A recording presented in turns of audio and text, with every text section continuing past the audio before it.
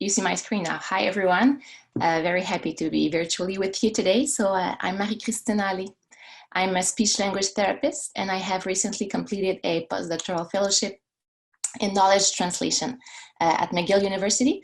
And it's in the context of this fellowship that I have conducted the work that I'm presenting today. So, communication partner training. As you may know, it's an environmental intervention targeting the social environment of people with aphasia. So it consists of training communication partner to learn to use communication strategies and resources to aid the person with aphasia. It's an effective intervention to increase the communication skills of the trained partner, and also probably effective in increasing the skill of the person with aphasia who is communicating with a trained partner. So because of this, it's a recommended practice. It's in international best practice statement and national clinical practice guideline, like here in Canada, in our Canadian stroke best practice. So far, so good, right? We have an effective intervention recognized as a best practice. However, some challenge we have is an indication of a gap between this best practice and what we can currently do, what are our current SLT routine practice. So for example, we have indication from a survey in Sweden. So 17% of the respondent, the SLT, mentioned that they trained the families they met. In a Canadian qualitative study that we conducted, the interviewed speech therapists mentioned that they seldom delivered communication partner training. And more recently, in an Australian survey of SLTs, it was highlighted that 62% reported of SLTs, they reported CPT to be their regular practice. So it's a higher percentage, but still we cannot talk about a routine practice for all speech therapists. So it will be important, and it is important, to try to bridge this gap if we want to reestablish communication and relationship between people with aphasia and their significant others, so that they can use communication to adjust to life post-stroke and aphasia. So one avenue to do this is through knowledge translation intervention, aiming to support speech therapists' use of communication partner training, because that's the aim of KT, of knowledge translation, to reduce those gaps with intervention that take into account the major barrier to professional practice. So the study objective were first to describe speech therapists' current practices regarding CPT and the management of post-stroke aphasia here in Quebec, because it had not been done formally so far. We had some indication, but we had no study focusing directly on describing the current situation. And second, to identify among SLTs the barriers and facilitators to CPT use. So what we did is a mixed explanatory study consisting of two phases. So in the quantitative phase, our goal was to describe current practice, and a qualitative phase aiming to explain the result of our quantitative phase by exploring the factor influencing CPT use. So to describe the practice, we conducted a survey of SLTs working in Quebec. We collected data regarding their socio-demographic profile, the frequency and nature of CPT delivery. And we also carried out a review of medical chart of people who had stroke with aphasia. And we extracted from those charts socio-demographic characteristic and also information regarding the delivery of communication partner training. And we analyzed these data through descriptive statistics. And for the qualitative phase, we have conducted two focus groups of SLTs who had completed the survey. And we did these two focus groups by basing our interview guide on the theoretical domains framework. So for those of you who may not know the theoretical domains framework, it consists of 14 different domains that have been indicated from the literature as very influential on professional practice. So if the target, the professional practice, is to deliver communication partner training, It may be influenced by your knowledge as a speech therapist, your skill, your intention, your environmental context. So we took those domains to design our focus group interview guide, and also to guide our analysis of the statement of the participants, where we classified them according to the TDF domain, and then identified if they were more barriers or facilitators. So now for the results. For our survey, we had a total of 47 speech therapists who completed the survey. 98% of them were female. They had between 1 and more than 30 years of experience. About half of our sample had between 1 and 10 years of experience. They were working, some of them in acute care, and 78% of them were working in rehabilitation. Here is a map of the province of Quebec, just so that you can see that we had participants from 14 of our 17 different regions. So we covered urban, suburban, and rural areas. Now for the frequency of CPT delivery. What you can see here is that for 60% of our participants, they reported providing communication partner training to none or a minority of their patient with aphasia. If we look at the statistic the other way, so it's a 10% approximately of our participants who reported using or delivering communication partner training to the majority or all of their patient with aphasia. Now for the review of the audit chart, we had a sample of 522 charts of people who had stroke with aphasia. So we reviewed 522 charts, charts from acute care hospital, inpatient and outpatient rehabilitation. 61% of our charts were from acute care hospitals. Again, a map of the province of Quebec, just to let you know that we've covered most of our different regions, including urban, suburban, and rural areas. Now for the results, the frequency, in terms of the frequency of delivery or of teaching or training of communication strategies by speech therapists. So what you can see here is that for 7% of the charts we reviewed, it was mentioned that a form of teaching or training of communication strategies had been delivered by a speech therapist. So for the rest, for the 92%, it was not mentioned. It doesn't mean that it had not been done, but we had no indication from the chart that a training had been provided to a significant other or family member. Now for the results of the focus group. For the participants of the focus group, we had a total number of 12 participants. 100% of them were female. They had between 1 and more than 30 years of experience. Almost 60% of our sample had between 1 and 10 years of experience, and they were all working in rehabilitation settings.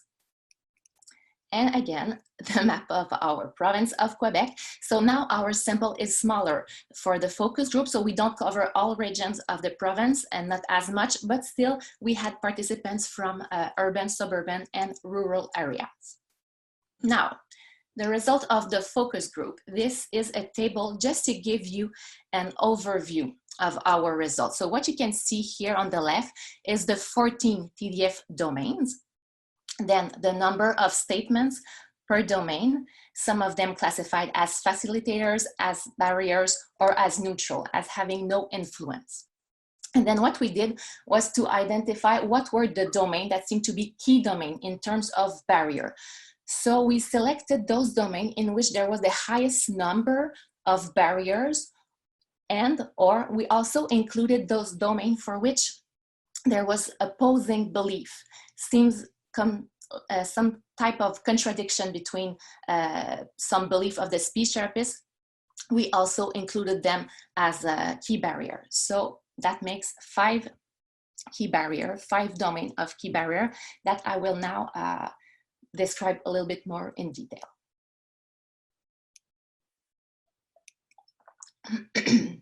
So for the environmental context and resources barrier, speech therapists mentioned that there was a lack of access, that a lack of access to significant others or that their absence restrict delivery of CPT, which is logical and fundamental. And they provided some example of how their work setting could restrict them as speech therapists to access to patients' home. For example, if they had some institutional rules preventing them to go and meet with the families at their home, or if their workload was too heavy to find the time to go and meet patients and families at home or families at home. Also, some of their work setting could restrict significant others' access to rehabilitation or access to speech therapists. So if it's a regular day schedule of 9 to 5, sometimes it could restrict the possibility of an access between speech therapists and significant others who were available in the evening, for example. They also extensively discuss of some significant others' characteristics that restrict their presence in rehabilitation. For example, if they live far away from the rehabilitation center, if they are unavailable because of their work, if they need some respite. And they also spoke of their lack of interest sometimes or their discomfort to assist to a speech therapy session. Speech therapists, they also spoke of being in interaction and in contact with significant other, but nonetheless having some restriction or some of their work setting characteristics that restrict CPT delivery. So for example, they talked about their heavy workload or the lack of time to think about how to implement CPT. They talked about some institutional rules that sometimes constrain the number of therapy sessions that they can offer and that it restricts their use of CPT delivery, or sometimes a lack of material resources. For example, tools to assess the dyad's communication, so things that may be missing for them to deliver CPT. We've also identified social influences as barriers. So group of individuals that can influence your professional behavior of delivering communication partner training. So, and they spoke of these sometimes as facilitators, but now I'll talk about the barriers. So significant others and patients with aphasia, some of their attitude, beliefs, behavior could sometimes contribute to restrict speech therapist delivery of CPT. For example, if they had a lack of interest towards CPT, if they felt a lack of readiness to use compensatory strategies, if they had expectation to focus on recovery, for example. They also spoke of manager, so sometimes feeling pressure from managers to respect the traditional schedule of 9 to 5 to meet the patient and family members. And they also spoke of the influence from other healthcare professional team member that can have an influence on significant other and patient with aphasia. So, and that would in the end restrict their use of CPT. So they explained how sometimes a doctor could say, oh, well, go see the speech therapist, she'll help you have your language back 100% like before. That would contribute to patient with aphasia's expectation that the speech therapy would focus on language recovery. So that's how it contributes to influence their practice. Now, another barrier was social professional role and identity. So how others sometimes perceive the role of speech therapists could restrict communication partner training use. So if some patient, significant other, or team member view speech therapist role as to repair language, that could contribute, or if they see that the speech therapist role was to be like an interpreter to help translate what the person with aphasia mean, instead of seeing speech therapist as someone who empower everyone to be able to communicate with people with aphasia, that could influence and restrict their use of CPT. Speech therapists believed that communication partner training was their role to offer communication partner training. At the same time, they mentioned that it was not their role to focus on relationship or psychological issues, and that sometimes delivering CPT may raise psychosocial problems that are outside their scope of practice. So there was kind of this opposition between it's my role, but at the same time, it can go beyond my role. So that can contribute to restrict their use of communication partner training. Now, for the beliefs about capabilities, barriers. So participants talked about how delivering CPT is sometimes difficult. not easy. That is hard when they do it. So how can I say? So it's difficult for them to do it. When they do it, they find that they experience that it's difficult. And in a little bit more detail, they talk about some factor that seem to decrease their confidence to deliver CPT. So for example, they say, when I work with a dyad that has very good communication skill or more limited communication skill, that's when I feel less confident about how I can train them. And for the last type of domain that seemed to be a barrier, but also some facilitator, but that were kind of opposing each other, that's why we need to focus on them as well, is knowledge. So participants spoke of a lack of awareness regarding research evidence, best practice or tool about CPT. Also spoke of a lack of continuous training pertaining to CPT. So how to train partner, they talk about a lack of those existing training opportunities. And also that was a facilitator in the sense that they mentioned they were interested and they need to learn more about research evidence approaches and tools related to CPT. At the same time, it may speak of a lack of something if they need to have more. So now that we have identified those key barriers that can influence the delivery of communication partner training, our next step will be to map those key TDF barrier with behavior change techniques that have been identified in the literature as especially effective to overcome those specific barriers, and to define more in detail some components of a KT intervention that can aim to support speech therapist use of a communication partner training. And in a future study to develop, implement, and test those KT intervention or the KT intervention.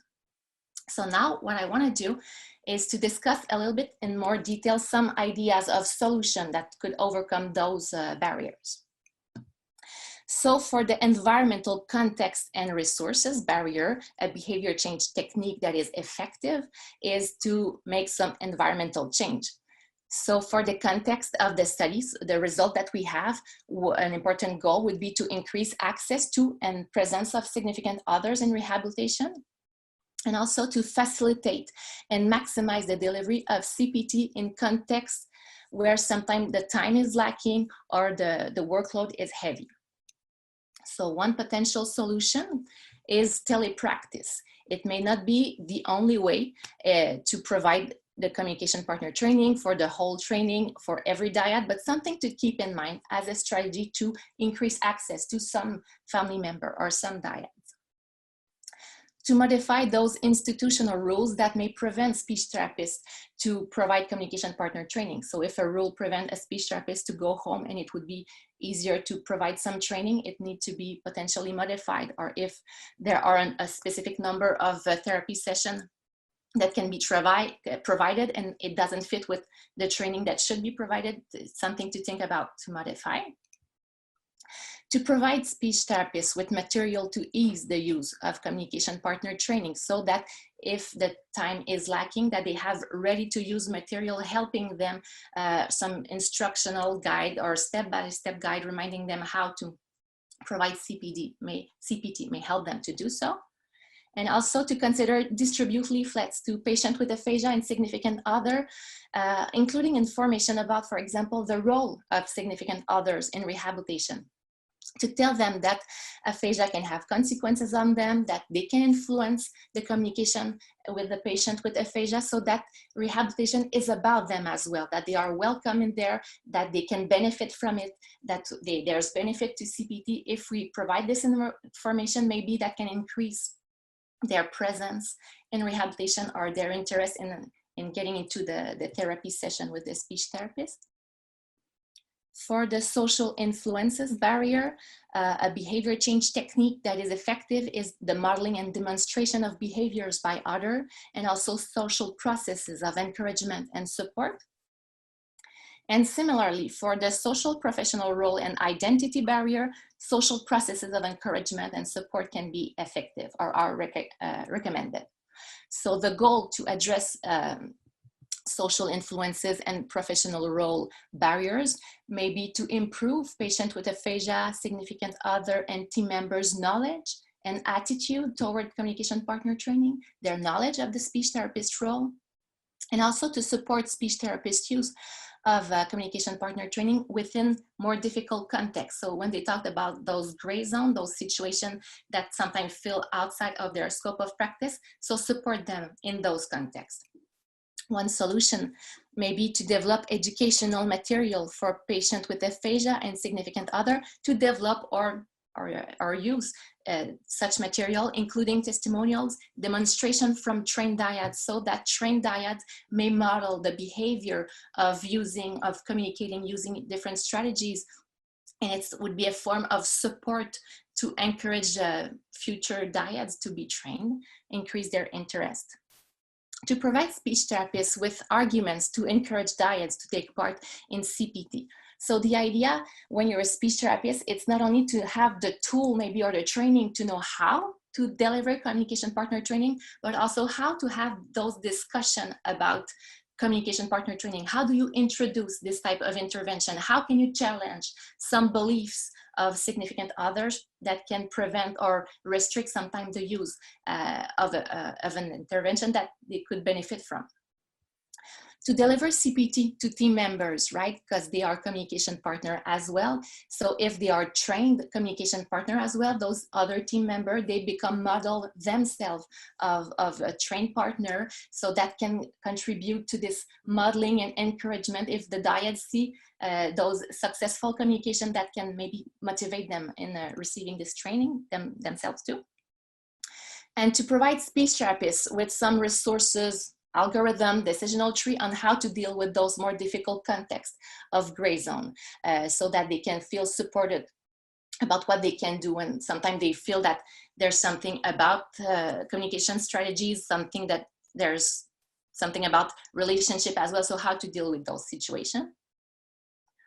For the barriers of belief of capabilities, some behavior change technique recommended is to increase the skills and coping skills of speech therapists, to rehearse skill and have feedback, to receive some, to take into account process of encouragement and support.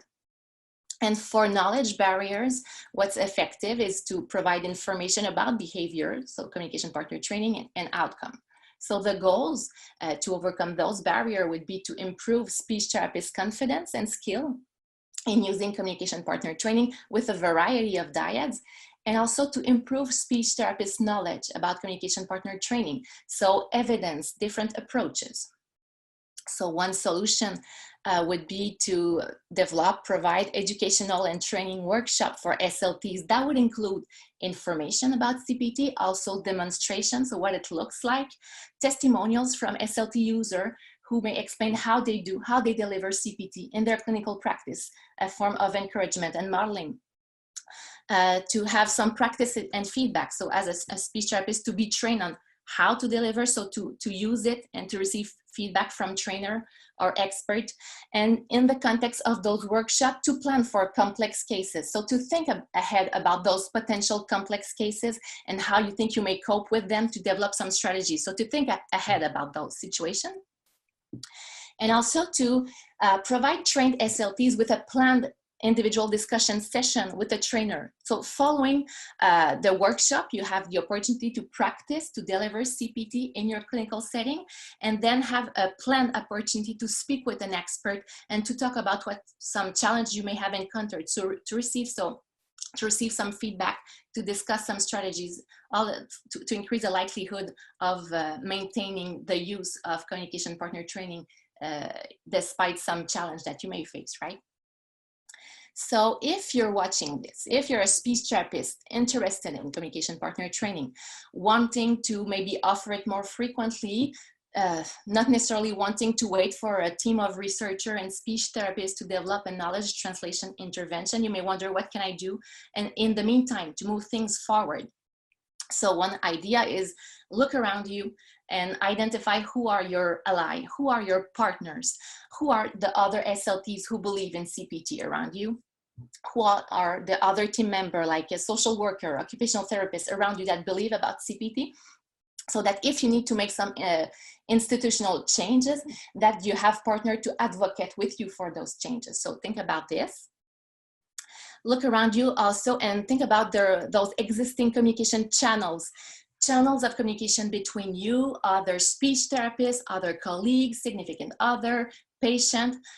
So look around, take into account those communication channels and build from them if you need to disseminate some information, some message that I talked about earlier. If you need to continue to talk about the role of the speech therapist, the role of significant other in rehabilitation, can you use some electronic billboard in your waiting room to disseminate some videos of people using communication strategies to increase people's knowledge and awareness of aphasia, for example. So the idea is to move things forward, think of those already existing opportunities to build from them. Think about what are your network of speech therapists and community of practice. So if you can learn from other speech therapists that have already used communication partner training, and you can learn from their success stories or from their coping strategies. If you have a community of practice and you may want to bring communication partner training to the agenda, so that may be a possibility. Reach out to your local CPT experts and researchers. So in your country, in your state, in your province, who may be those experts, reach out to them to develop potentially a partnership, because we all need each other in this. And also to build from existing initiative to raise awareness, so more broadly raise awareness about aphasia, our SLT profession, communication disorder, so to also act at a broader level to prepare the community and future patients, future family member to know a little bit more already about aphasia and about different ways to communicate. So in conclusion, the barriers to communication partner training use, they span different theoretical domains. So it's not only about a speech therapist having the intention to deliver CPT, there are much more other factors that can influence. And if we want to increase CPT delivery, that will require change at many levels, and this will be facilitated through different partnerships. So partnership between speech therapists, manager, healthcare professional, patients, significant other, researcher. We need to move things forward together. And I think that to combine some very local, short-term, concrete action with those broader, long-term action of raising awareness can be, I think, something that will be successful if we combine those things together. So I'm confident that we can keep on moving things forward. We're a very great community. So I want to acknowledge the collaboration of my research team member, the participating SLTs, a healthcare institution, and the funding. And if you want to continue the conversation, here is my email address. Thank you so much for watching and for the opportunity. Thank you. We're so glad that you joined us today. We really appreciate it. Thank you.